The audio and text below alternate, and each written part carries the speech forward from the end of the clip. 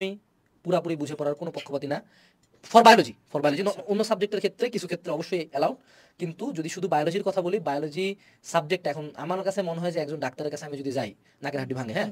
সে doctor যদি এখন ওই মোমেন্টে বসে গুগল করার চেষ্টা করে বা বুঝার চেষ্টা করে আমার প্রবলেমটা কি, তাহলে আমি ওখানে মরে যাবো, ব্লিডিং হয়, ঠিক আছে? উনার ইনস্ট্যান্ট ডিসিশন আসতে হবে যে এই যে নাকের হাড্ডি গেছে, এখানকার এই হাড্ডি ভাঙছে, হেয়ারলাইন ফ্র্যাকচার, এই ওষুধ, এই এক্সরে, ঠাক করে বেরো। 5 থেকে 7 মিনিটের মধ্যে উনাকে ফার্স্ট ডিসিশন দিতে হয়। আমি ডাক্তারের সেন্সে চিন্তা করি যে ওখানে যে রোগীগুলা যায় খুব র্যাপিড ডিসিশন দিতে হয়। তো সেক্ষেত্রে আমার মনে হয় না যে যেই সাবজেক্ট ডাক্তারদের সাবজেক্ট, সেই সাবজেক্টে যদি আমি এখন বুঝি খুব প্রচন্ড বুঝে পড়ার চেষ্টা করি, হ্যাঁ?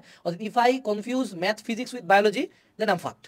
এটা হলো রিয়ালিটি, এটা হয় না, biology doesn't work that way. তো সেক্ষেত্রে হ্যাঁ, বুঝে পড়লে that's totally up to him, অনেকের ক্ষেত্রে এটা ওয়ার্ক করে। বাট আমার মতে প্রথমবার বুঝ, তারপর চোখ কান বন্ধ করে মুখস্থ। আমি আমার পুরো লাইফ বায়োলজি চোখ কান বন্ধ করে মুখস্থ। একটা কথা বলবো যে ভাই, আমি আপনার সাথে একদম কমপ্লিটলি অ্যাগ্রি করি না।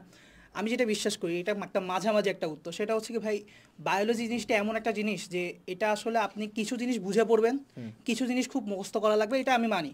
এখানে ধরো আমি যদি বলি যে কেমিস্ট্রি বা ফিজিক্সের সাথে এটা যদি মিলাই ফেলি, এই জায়গাটা এগ্রি করি যে এটা আমি ভুল করবো যদি একদম কেমিস্ট্রি এবং ফিজিক্সের সাথে মিলাই ফেলি, যে সব বুঝে বুঝে করলাম, এক সূত্র পারি মানে হচ্ছে সব পারি, এটা তো এমন না।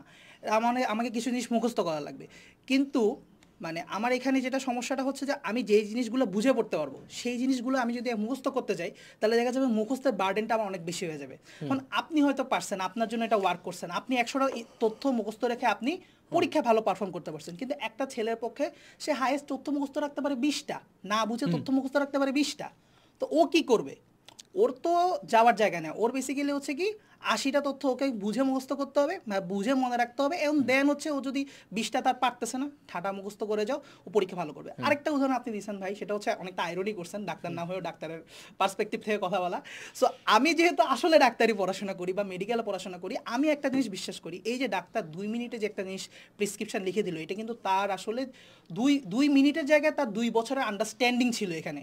2 বছর সেটা নিয়ে পড়াশোনা করছে যে আসলে কোন ক্ষেত্রে কোন ড্রাগসটা দেওয়া যাবে। একটা প্রেগনেন্ট উইমেনকে যে ড্রাগস দেওয়া যায় সেটা নর্মাল উইমেনকে দিব না। সো এখানে অনেক কিন্তু বুঝের একটা ব্যাপার স্যাপার থাকে, যেটা আসলে আমরা অনেক সময় বুঝতে পারি না, কারণ 2 মিনিটে গিয়ে আসলে জাজ করার আসলে তাহলে সামারি কি? তুমি সামারি বুঝা জিনিস। প্লাস মুখস্থ দুইটার আমি পক্ষপাতী? হচ্ছে দুইটার পক্ষপাতী।